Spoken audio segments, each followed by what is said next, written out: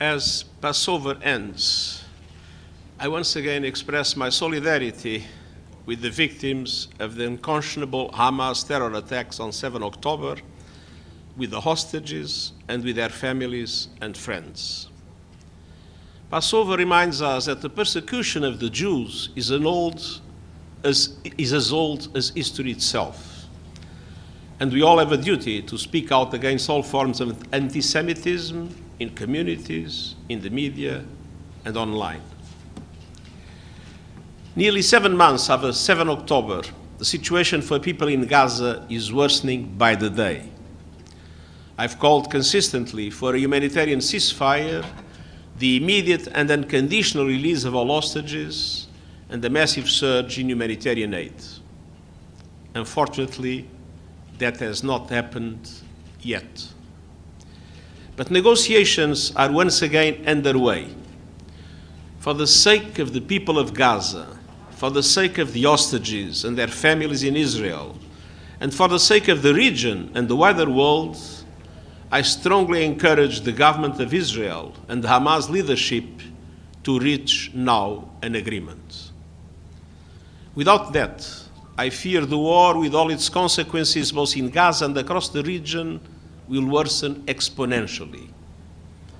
Recent weeks have seen airstrikes on the Rafah area.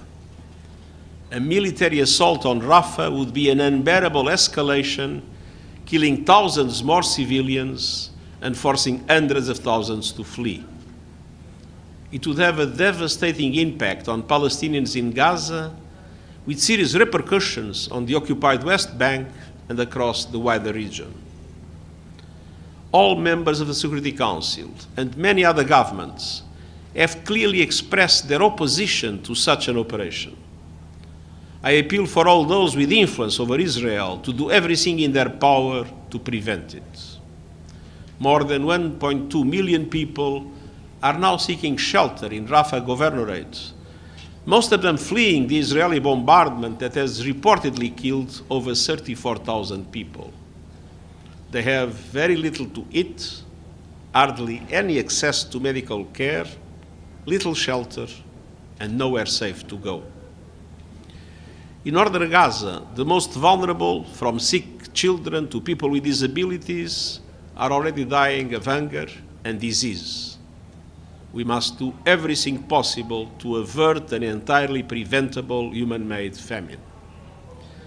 We have seen incremental progress recently, but much more is urgently needed, including the promised opening of the 2 crossing points between Israel and northern Gaza, so that aid can be brought into Gaza from Ashdod port and Jordan. Under international humanitarian law, civilians must be protected, and they must be able to receive the essentials they need to survive, including food, shelter, and health care. A major obstacle to distributing aid across Gaza is the lack of security for humanitarians and the people we serve. Humanitarian convoys, facilities and personnel, and people in need must not be targets. We welcome aid delivery by air and sea, but there is no alternative to the massive use of land routes. I again call on the Israeli authorities to allow and facilitate safe, rapid, and unimpeded access for humanitarian aid and humanitarian workers, including UNRWA, throughout Gaza. Dear members of the media, the health system in Gaza has been decimated by the war. 2/3 of hospitals and health centers are out of action. Many of those that remain are seriously damaged. Some hospitals now resemble cemeteries. I'm deeply alarmed by reports that mass graves have been discovered in several locations in Gaza, including Al-Shifa Medical Complex and Nasser Medical Complex. In Nasser alone, over 390 bodies have reportedly been exhumed. There are competing narratives around several of these mass graves, including serious allegations that some of those buried were unlawfully killed. It is imperative that independent international investigators with forensic expertise are allowed immediate access to the sites of these mass graves to establish the precise circumstances under which hundreds of Palestinians lost their lives and were buried or reburied. The families of the dead and missing have a right to know what happened. And the world has a right to accountability for any violations of international law that may have taken place. Hospitals, health workers, patients, and all civilians must be protected, and the human rights of all must be respected. Dear members of the media, I would like to conclude with a few words about UNRWA. We recognize the irreplaceable and indispensable work of UNRWA to support millions of people in Gaza, the occupied West Bank, including East Jerusalem, Jordan, Syria, and Lebanon. Following the report by Ms. Catherine Colonna on mechanisms and procedures to ensure UNRWA's adherence to the humanitarian principle of neutrality, an action plan is being put in place to implement the recommendations of the report. I appeal to donors, host countries, and staff to cooperate with these efforts. Most countries have suspended contributions to UNRWA, but many of them have resumed them. We are optimistic that others will join. And some member states are giving to UNRWA for the first time, and the generosity of private donors around the world is also heartening and unprecedented. But we still have a funding gap. I call on member states, both traditional and new donors, to pledge funds generously to ensure the continuity of the agency's operation. UNRWA's presence across the region is a source of hope and stability. Its education, healthcare, and other services provide a sense of normality, safety, and stability to desperate communities. Dear members of the media, this is the moment to reaffirm our hope for and contributions to a two-state solution, the only sustainable path to peace and security for Israelis, Palestinians, and the wider region. The United Nations is totally committed to supporting a pathway to peace based on an end to the occupation and the establishment of a fully independent, democratic, viable, contiguous, and sovereign Palestinian state with Gaza as an integral part. Thank you. Thank you. Michelle Nichols, Reuters. Thank you, Secretary General. Michelle Nichols from Reuters. You've mentioned, you've called a lot on countries with influence over Israel to prevent a Rafah assault, to help increase aid access.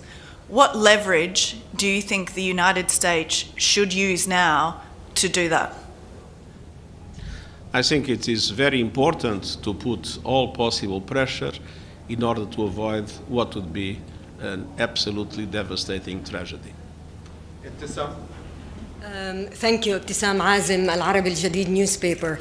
I have first a question regarding today the UN High Commissioner for Human Rights, Volker Turk, issued a statement, and he said he was troubled by the series of heavy-handed steps taken to dismantle protest actions at universities and campuses in the United States. Do you have comments on that? And then the second part of the question is regarding settlements and the settlements and settler violence. What do you would like to see countries doing in order to stop the next explosion that is probably around the corner there? Thank you. Well, first of all, I think it is essential in all circumstances to guarantee the freedom of expression and the freedom of peaceful demonstration. And at the same time, it is obvious that hate speech is unacceptable.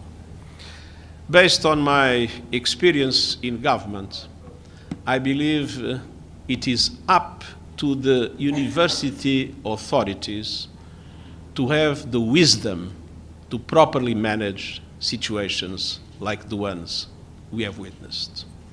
The second question, settlements are illegal in themselves. Settlements are an obstacle to peace.